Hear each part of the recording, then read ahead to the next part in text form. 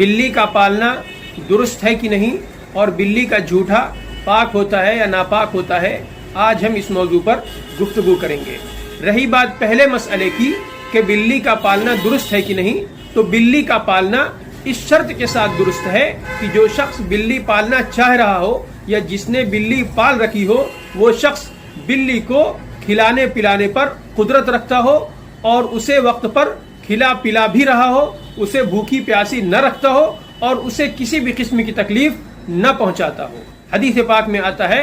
کہ ایک عورت کو صرف اس وجہ سے عذاب میں مبتلا کیا گیا کہ اس نے بلی کو اپنے گھر میں قید کر رکھا تھا، نہ اسے چھوڑتی تھی کہ وہ باہر جا کر کچھ کھائے پیے، نہ خود ہی اسے کچھ کھانے پینے کو دیتی تھی۔ لہذا جو لوگ بلی پالتے ہیں یا جنہیں بلی پالنی ہو ان کو اس بات کا لحاظ رکھنا بہت ضروری ہے کہ وہ بلی کو کسی بھی قسم کی تکلیف نہ پہنچاتے ہو۔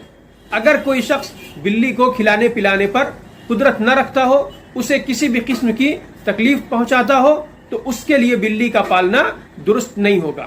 لیکن ایک بات یہ بھی یاد رکھنی چاہیے کہ بلی کا پالنا صرف اور صرف جائز ہے،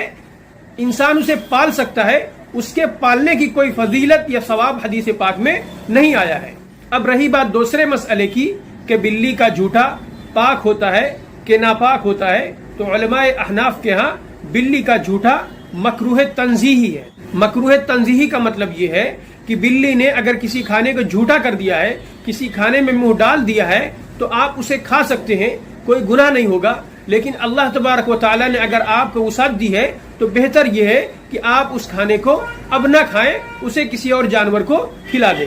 بلی کے جھوٹے کے کھانے کی جواز کی دلیل وہ حدیث ہے جس میں حضرت عائشہ صدیقہ رضی اللہ عنہا کی خدمت میں کہیں سے ہریسہ ایک قسم کا کھانا ہوتا ہے جو ہدیے میں پیش کیا گیا، اور اس وقت وہ نماز پڑھ رہی تھی تو انہوں نے اشارہ کر دیا کہ وہیں کہیں رکھ دو۔ چنانچہ جو باندی کھانا لے کر آئی تھی اس نے وہیں پر کھانا رکھ دیا۔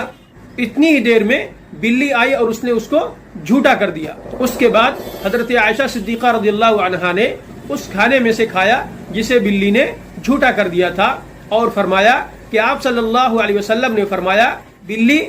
نجس نہیں ہوتی ہے بلکہ وہ گھروں میں آنے جانے والے جانوروں میں سے ہے۔ اور حضرت عائشہ صدیقہ رضی اللہ عنہا نے یہ بھی فرمایا کہ آپ صلی اللہ علیہ وسلم نے بلی کے جھوٹے سے وضو کیا ہے، یعنی آپ صلی اللہ علیہ وسلم کبھی کبھی وضو کر رہے ہوتے تھے تو دیکھا کہ بلی آ رہی ہے تو آپ نے برتن ذرا جھکا دیا اور بلی آسانی سے پانی پی لیتی تھی۔ اس سے یہ دلیل ملتی ہے کہ بلی کا جھوٹا کھانا جائز ہے۔ لیکن اور کئی احادیث میں آپ صلی اللہ علیہ وسلم نے بلی کے برتن میں منہ ڈالنے کے بعد برتن کو دھونے کا حکم دیا ہے۔ اس سے علماء اکرام نے یہ مسئلہ مستنبط کیا ہے کہ بلی کا جھوٹا پاک تو ہے، اسے کھایا تو جا سکتا ہے، لیکن چونکہ اور کئی احادیث وارد ہوئی ہیں جن میں بلی کے برتن میں منہ ڈالنے کے بعد اس برتن کو دھونے کا حکم دیا ہے، لہذا بلی کا جھوٹا مکروہ تنزیہی ہوگا۔ مکروہ تنزیہی کا وہی مطلب جو ہم نے بیان کیا کہ اگر اللہ تبارک و تعالیٰ نے آپ کو وسعت دی ہے تو آپ اسے نہ کھائیں، ورنہ آپ اسے کھا سکتے ہیں، کوئی گناہ نہیں ہوگا۔ لیکن یہ بات بھی یاد رکھنی چاہیے کہ بلی کا جھوٹا کھانا اسی وقت کراہت کے ساتھ درست ہوگا جب بلی کے منہ میں کوئی نجاست نہ لگی ہو، بلی چوہے کھا کر نہ آ رہی ہو، یا اور بھی کوئی نجاست اس کے منہ میں نہ لگی ہو کہ جس سے وہ کھانا نجس ہو جائے۔ لہذا اگر بلی چوہے کھا کر آ رہی ہے یا اس کے منہ میں اور کوئی نجاست لگی ہوئی ہے، اس کے بعد وہ کھانے کو جھوٹا کر دیتی ہے تو اس وقت کھانا درست نہیں ہوگا۔ جب بات بلی کی چل ہی رہی ہے تو سر دست یہ مسئلہ بھی معلوم ہو جائے کہ بلی اکثر گھروں میں رہتی ہے تو معلوم ہوا چادر پر آ کر بیٹھ گئی، مصلے پر بیٹھ گئی، گود میں آ کر بیٹھ گئی، تو کیا بلی اگر گود میں آ کر بیٹھ جاتی ہے تو کیا وہ کپڑا نجس ہو گیا؟ یا مصلے پر بیٹھ گئی تو کیا وہ مصلہ نجس ہو گیا؟ اب اس کپڑے کے ساتھ یا اس مصلے پر نماز پڑھنا درست ہوگا کہ نہیں؟ تو اس میں بھی بالکل مسئلہ وہی ہے کہ اگر بلی کے بدن پر کوئی نجاست نہیں لگی ہے تو اس کے بیٹھنے سے وہ جگہ ناپاک نہیں ہوتی ہے، پاک رہتی ہے۔ کوئی حرج نہیں ہے کہ اگر بلی مصلے پر بیٹھ جائے اور بعد میں اسی مصلے پر نماز پڑھی جائے۔